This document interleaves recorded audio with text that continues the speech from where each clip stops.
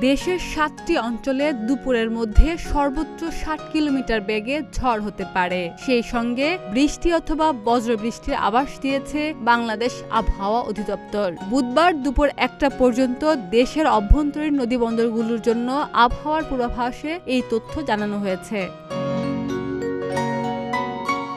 পূর্বাভাসে বলা হয়েছে, খুলনা, বরিশাল, পটুয়াখালী, নোয়াখালী, কুমিল্লা, চট্টগ্রাম এবং কক্সবাজার অঞ্চলের উপর দিয়ে দক্ষিণ অথবা দক্ষিণ পূর্ব দিক থেকে ঘন্টায় ৪৫ থেকে ৬০ কিলোমিটার বেগে অস্থায়ীভাবে দমকা অথবা ঝড়ো হাওয়া সহ বৃষ্টি অথবা বজ্রবৃষ্টি হতে পারে। এসব এলাকার নদীবন্দরকে ১ নম্বর সতর্ক সংকেত দেখাতে বলা হয়েছে।